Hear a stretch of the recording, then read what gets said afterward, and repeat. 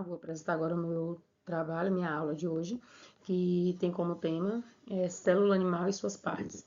Estruturas e funções básicas. O objetivo desse trabalho é explorar a fascinante arquitetura da célula, da célula animal, e também descobrir como as suas organelas elas trabalham em harmonia para manter a vida funcionando. Aqui ao lado eu coloquei a imagem mostrando realmente como é a estrutura da célula animal. Todas as partes, tá aí dizendo o nome de cada uma dessas partes. O que é uma célula animal? São uma das características fundamentais da célula animal é a unidade básica da vida em todos os organismos do reino animal. Como célula eucariótica, ela possui um núcleo bem definido e ela abriga também o material genético, diferenciando das células procariontes mais simples. E uma característica marcante da célula animal é a ausência de parede celular, que na célula animal ela não tem essa parede celular, e o que confere às células animais maior flexibilidade e formas irregulares. E essa plasticidade ela permite que ela se adapte às diferentes funções de tecidos e órgãos. E essa complexidade celular dentro da célula animal, nós encontramos diversas organelas especializadas, que cada uma dessas organelas ela desempenha funções específicas e vitais. E essas estruturas elas trabalham de forma coordenada como uma verdadeira fábrica microscópica. Nos organismos multicelulares, bilhões dessas células elas cooperam entre si, formando tecido, órgão, sistema que sustenta a vida. É, Incluindo os seres humanos, né? Os animais e seres humanos também, porque a célula animal ela é uma unidade de vida complexa, eucariótica, e ela também é flexível, sem parede, ela é flexível porque ela não tem a parede celular, e ela é altamente organizada com organelas. A, a, a célula animal ela tem capacidade de se especializar e cooperar em grande escala e é a base da existência de todos os outros animais. A membrana plasmática. A membrana plasmática ela é dividida em três tópicos, que é a barreira protetora, controle seletivo e estrutura em bicamada. Essa barreira protetora ela envolve completamente a célula, delimitando o ambiente interno do externo e também protegendo as estruturas celulares. Essa barreira protetora ela separa, né, o interior da célula ambiente externo, protegendo organelas, ou seja, ela protege as organelas. E o controle seletivo, ela regula cuidadosamente a entrada de nutrientes e a saída de resíduos através de permeabilidade seletiva. Ela age como um filtro inteligente, ela escolhendo o que entra, que no caso é os nutrientes, e também o que sai, que o que sai são os resíduos da célula. Essa propriedade ela é chamada de permeabilidade seletiva. E também tem a estrutura em bicamada, que ela é composta por fosfolipídios organizados em duas camadas, com proteínas que facilitam o transporte. A membrana plasmática ela funciona como uma fronteira inteligente, mantendo o equilíbrio interno, que no caso é a homeostase, da célula. Suas proteínas embutidas elas atuam como canais, bombas e receptores, permitindo a comunicação celular e transporte controlado de moléculas. Sem essa estrutura sofisticada, a célula não conseguiria manter as condições ideais para a sua sobrevivência. Aí, né, ao lado, eu coloquei essa imagem da estrutura da membrana plasmática. Como vocês podem ver, está aí dizendo o nome de cada partezinha, o que é o poro, mostrando onde ele fica localizado, os carboidratos, a glicoproteína, colesterol, proteína periférica. Então, tá mostrando tudo direitinho, cada parte. O citoplasma, que é um ambiente interno, ele é um fluido gelatinoso e complexo, ele preenche todo o espaço entre a membrana plasmática, até para me ter colocado bem aqui a imagem para mostrar o espaço que é preenchido por esse fluido gelatinoso, e o núcleo celular. o citoplasma ele é composto principalmente por água, por água, sais minerais e proteínas. Ele cria um ambiente ideal para as reações bioquímicas essenciais da vida. E dentro desse meio viscoso, as organelas celulares elas ficam suspensas e podem se mover facilitando a interação entre diferentes estruturas. O citoplasma ela também serve como via de transporte interno, permitindo que moléculas e vesículas se desloquem de um ponto a outro da célula. E muitas reações metabólicas são fundamentais, elas ocorrem diretamente no citoplasma, incluindo as primeiras etapas da quebra da glicose, a síntese de várias moléculas importantes, que é verdadeiramente o palco onde grande parte da vida celular acontece. 70% é água, que é o principal componente do citoplasma. Um dos principais componentes do citoplasma é a água, que equivale a 70%.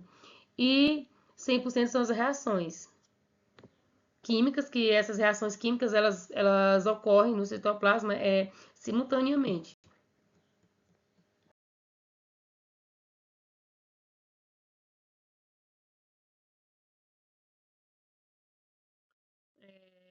Os ribossomos, fábrica de proteínas.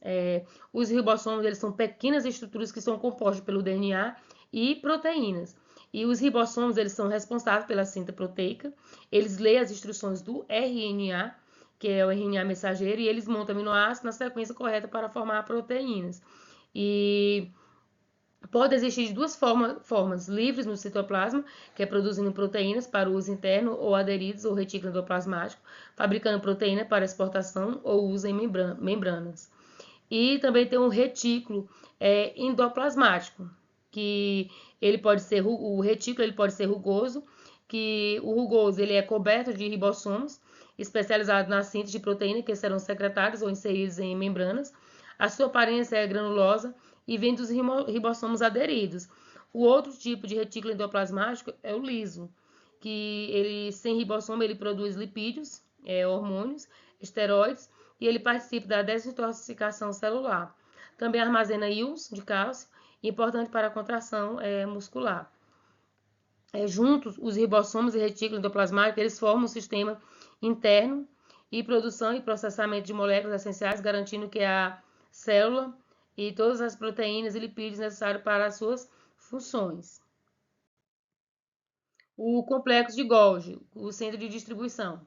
A gente vai começar falando sobre a recepção, que a recepção é quando recebe as proteínas e lipídios do retículo endoplasmático em vesículos de transporte. Tem o empacotamento, que organiza as moléculas e vesículas conforme seu destino específico. Então, o empacotamento ele serve para quê? É para organizar essas moléculas. E tem também a modificação, que essa modificação é quando é adicionado açúcares em outras moléculas, modificando as proteínas para as suas funções finais. E tem também a questão do envio, que é quando se direciona vesículos para a membrana plasmática, lissossomos ou outras organelas. O complexo de Golgi ele funciona como centro de processamento e distribuição postal da célula. Ele é organizado em pilhas de sacos membranas achatadas, chamados cisternas. Cada cisterna tem enzimas específicas que modificam moléculas conforme elas passam de uma camada para outra.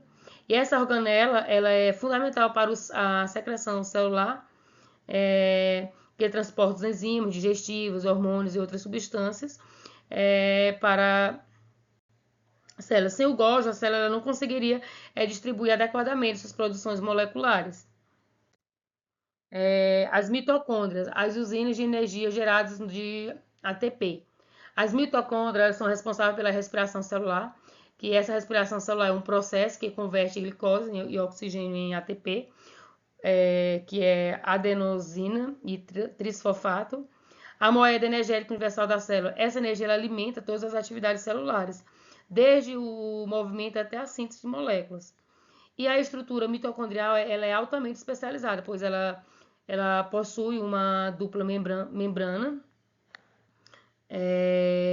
onde a membrana interna forma dobras chamadas de cristas, aumentando a superfície em produção.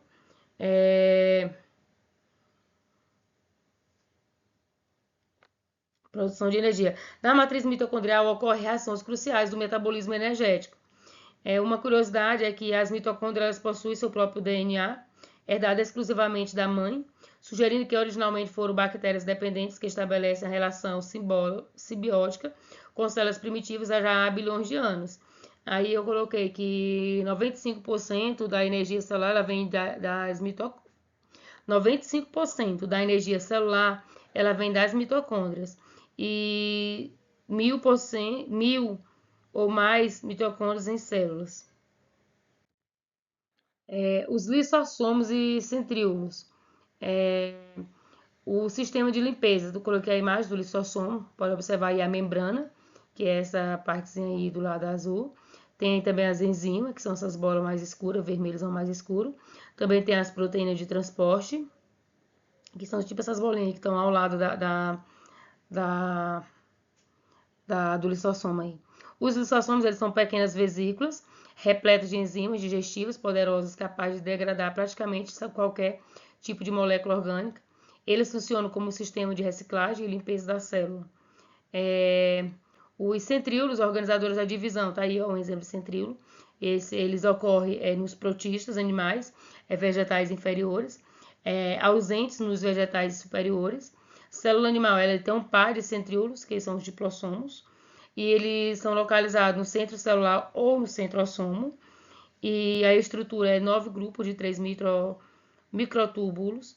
E também tem suas funções, que eles participam de divisão celular e eles formam cílios e flagelos.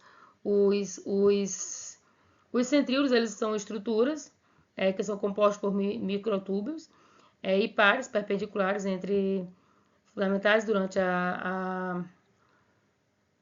entre a divisão celular. Os lissossomos, por exemplo, ele tem suas funções. Qual é a função dos lissossomos? Inclui a digestão de partículas capturadas por fagocitose.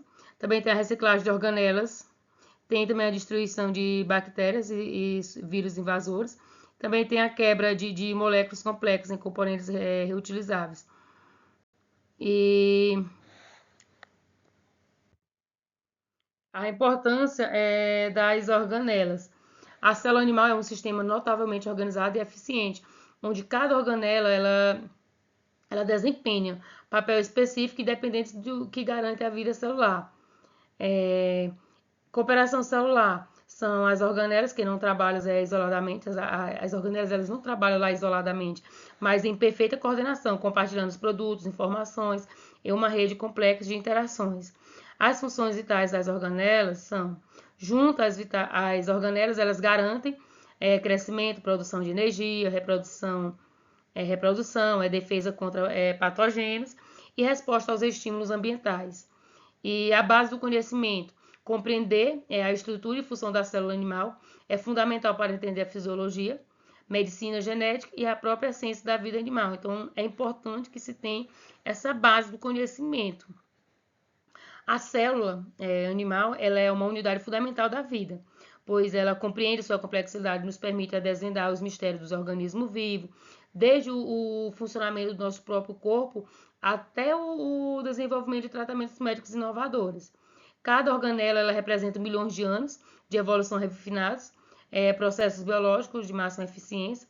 Estudar a célula animal não é apenas aprender sobre as estruturas da membrana ali plasmática, não, mas é compreender os fundamentos da vida multicelular, que permite que toda a diversidade animal em nosso planeta, conhecer toda a diversidade animal em nosso planeta. Então, essa é a importância de conhecer a questão da célula animal, você conhecer cada parte, cada estrutura da célula animal. Então, essa aqui era a minha aula de hoje.